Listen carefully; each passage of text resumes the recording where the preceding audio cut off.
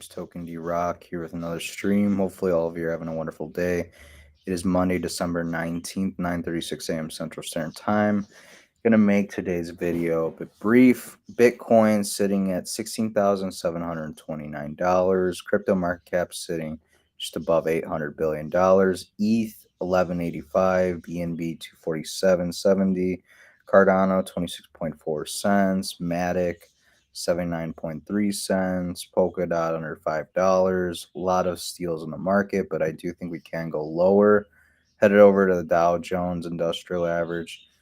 We can see that the bulls are facing some resistance right around 33,000 points.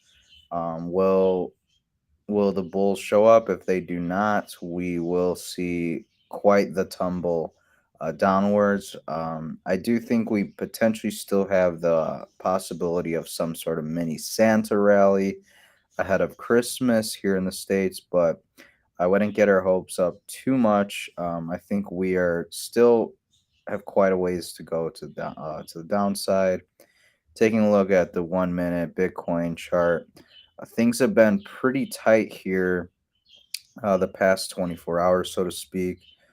We kind of peaked out right around 17K or just shy of that here in the past 24 hours. We've basically been trading somewhere between 16,500 and 16,900.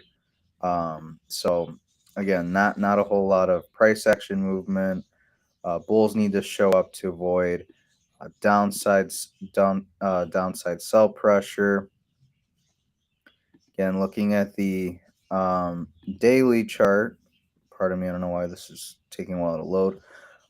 We are finding some support right here, but this could be a descending triangle forming here in the next few days, which is rather bearish, and that probably means we're going to go lower. I think it's inevitable for us to go lower. It's not a matter of if, it's a matter of when. And then taking a look at the dollar, the DXY, we seem to have found some support here above 103.5, but will the dollar continue to rally upwards? If it does, stocks and crypto will get smashed, get absolutely wrecked. If this breaks down further, though, we could see crypto and stonks rally. Headed over to Twitter. Crypto is dead. Exchanges are about to collapse. Regulation will kill Bitcoin and all alts will die. It's all over, guys. Same shit as 2019, but we are still here. F the FUD. I'm not leaving. I love the attitude. Lady of Crypto. Whalechart.org says Armanino, the auditor for FTX US, Nexo, and Kraken has decided to leave the crypto industry after 8 years. Could this be a signal for more and more insolvencies, either from Nexo, Kraken, among the uncertainty with Binance and such? Edward Snowden offers to become Twitter CEO and says, I take payment in Bitcoin. Elon potentially stepping down from Twitter. Pretty crazy stuff. Bank of International Settlements just finalized policy to let banks hold 2% of reserves in Bitcoin. That's $3.6 trillion, you guys. Again, more and more adoption happening even amidst all the uncertainty in the bear market that we're experiencing. Cardano founder Charles Hoskinson describes XRP community as toxic and petty. I can't stand the XRP community. That's one of the communities in the space I can't stand because they're essentially funding the antithesis of cryptocurrency, which is the whole idea that the whole purpose of crypto is to be decentralized and for the people. XRP, in my humble opinion, is one of those tokens that's working exactly against that. It's about making everything centralized and such. Coin Bureau says cost of gold Fendi hardware wallet holder to advertise that you're a rich idiot who holds crypto. Cost of rent used to make you hand that crypto over $5. Yeah, I don't know why you would display this. Like, again, be flexing to people. Oh yeah, look at me with my Ledger Nano X OLOC wallet holder. Like, what are you flexing for? You want to get robbed? Like, come on, use some common sense. African youths, young people over in Africa pioneered using Bitcoin for real use cases like remittances. As we discussed before, companies like Western Union and such charge anywhere between 10 to 40% in remittance fees. So let's say you send $100, you could be charged between $10 and $40 just to send that $100 in fees. I personally have a family member who sent money to somebody down in Ecuador, and Western Union was charging them $5 to send $40. You do the math, that's 12.5%. That's straight robbery. It should be pennies on the dollar to send that payment, if not absolutely free. And that's why Bitcoin is getting adopted, especially in other countries, especially in the global south, so to speak. Odell says it's been 32 days since Gemini earned. Withdrawals were frozen. Barry Silbert still owes users $900 million. Again, speaking of insolvencies, could see Binance go under, revision to the mean incoming in the form of a liquidity. It's going to be a liquidity crisis for sure for Binance Coin and potentially for ETH. So something to pay attention to. Again, I'm going long on Bitcoin. I do think we will see more downside movement out of Bitcoin, but I think I'm going to continue to dollar cost average just a little bit at these prices and try and build a decent cash position for if we go lower. Binance itself holds 82% of all BNB in existence. Again, kind of showing you that possibility of a liquidity.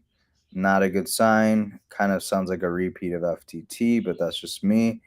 $5 billion in crypto exits Binance in 48 hours as solvency concerns grow.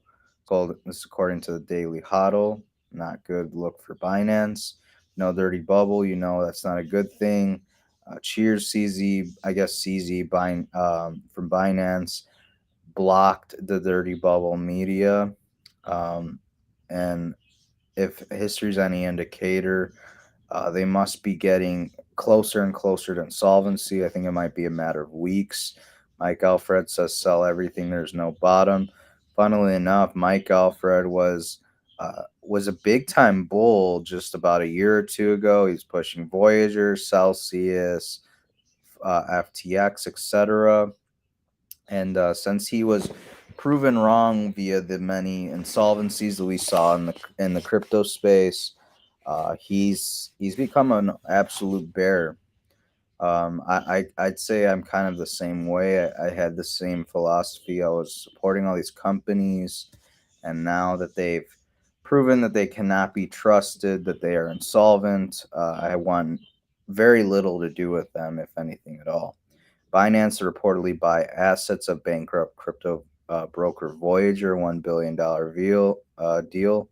Voyager had previously been bailed out by FTX. Again, is this a sign for things to come? Certainly hope not. I hope Binance can stay afloat, but at the same time, if it's what's better for the space in the long run, so be it. I just hope people don't lose a significant amount of money, because a lot of people are still unfortunately trusting these exchanges with their hard-earned dollars. Over at Voyager, people are still being paid. Here's their salary for November. Payments for what? Ruining people's lives. You should all be ashamed of yourself. They just keep depleting investors. Yeah, by the time the deal moves forward with Binance or such, I don't think there's going to be any money for people who put money onto Voyager. If we continue to pay certain employees um, thousands, if not tens of thousands of dollars monthly. Like, come on, what are they even doing at this current point in time? I'm not saying they're probably just, uh, playing a bunch of video games like Sam Bankman-Fried was playing League of Legends after the FTX insolvency, but it's like, what are you guys doing that you need to make 20 to 30K per month after a company goes bankrupt? Like, something's wrong with this picture here. But that's just my opinion. U.S. Senate Banking Committee Chair says SEC, CFTC should consider ban on cryptocurrencies. Again, I think regulation is on the horizon, you guys. We need to tread lightly. I think while it is good that we will receive some clarity, unfortunately, I do think the government is going to go a bit overboard with the regulating. But again, time will tell. Simple advice: Bitcoin. Sell your US dollars and buy Bitcoin. It's really that simple. It's a great store of value in comparison to fiat. Power to issue new units of currency is the power to value all existing units of currency. So as the U.S. money M2 money supply increases significantly upwards to the right, the purchasing of the power of the U.S. dollar just goes down to the right. So even more reason to get rid of your dollars and buy some Bitcoin when you can. Banks are running out of money. Everything is fine.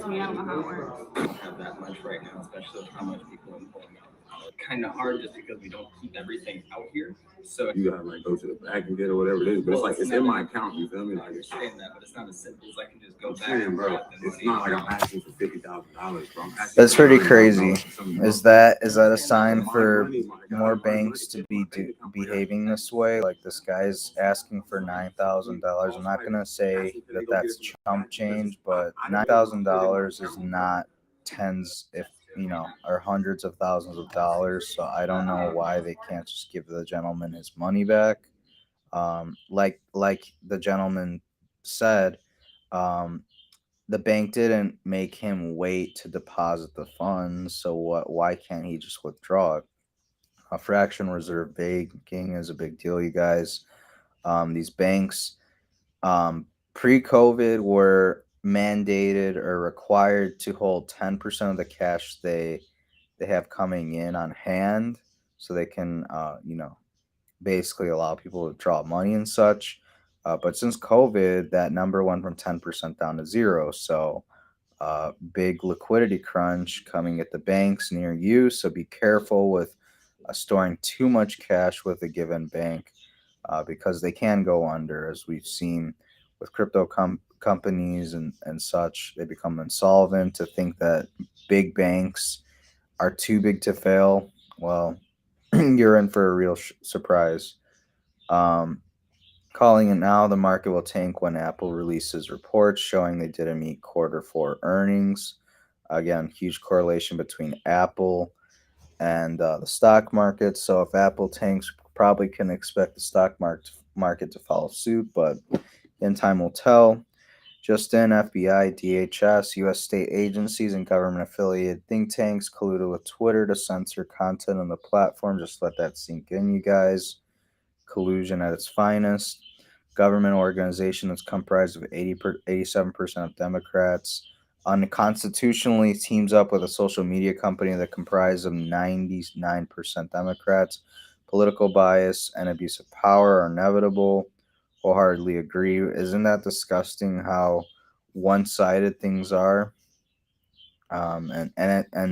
It took somebody like Elon Musk to spend 40 plus $billion to bring stuff like that to the light. Here, Elon yesterday did a poll saying, should I step down as head of Twitter? I will abide by the results of the poll. Some people are saying that it was a bunch of bots who voted yes. But then other people are saying, well, Elon Musk claims that he got rid of the bot problem here on Twitter. I don't think he has entirely. I'm sure he's taken down a significant amount of bots, but they're still out there following me and following a bunch of other people for whatever reason. I don't know, but not great. Like we said earlier, Edward Snowden offering to become Twitter CEO. It says I take payment in Bitcoin. Look at this, Twitter at $44 billion. Not good business for Elon Musk. Why did he decide to buy it anyway? Was it just to expose the truth? If so, $44 billion was well worth it, and we the people appreciate it. I wholeheartedly agree. I'm glad that Elon Musk spent that hard money and basically allowed you and me to see reality for what it is. I mean, people like myself and many others already kind of knew the collusion between the FBI and DHS and such with Twitter, between censoring certain things about COVID and such, and also censoring the sitting president back in early January of 2020. But pretty crazy stuff. Do you know the FBI is pulling agents off of child predator cases to focus on January 6th? Just let that sink in. They're more worried about, uh, you know, taking down these people who are claimed to have started an insurrection at the Capitol. More worried about this than child predator cases. Just let that sink in. Priorities are totally backwards. Here we have duty to warn, taking a defiant L, saying Tommy Lahren called flight attendants NAZIS of the air for enforcing the mask mandate. I call anyone who makes false equivalents to the Holocaust ignorant anti-Semites. FU. Meanwhile, a few months later, the same person says, last night in a bloodbath, Twitter purged en masse mainstream journalists who cover Elon Musk. Uh, to make it clear, these journalists, some of them were advocating for the doxing of Elon Musk and his family members and such. And this person went as far to say that they reminded them of Crystal Knock. Where have I heard this before? Arnold, Mr. Terminator, said that January 6th was Crystal Knock, even though very, very like not even comparable. A horrible take by by Arnold, Mr. Terminator. But onwards with the tweet. Free speech was the second big lie. This is what bare knuckled, sorry, not nickled, fascism looks like. It's weird how it works. When they're literally pushing fascism, which is the collusion between government and state,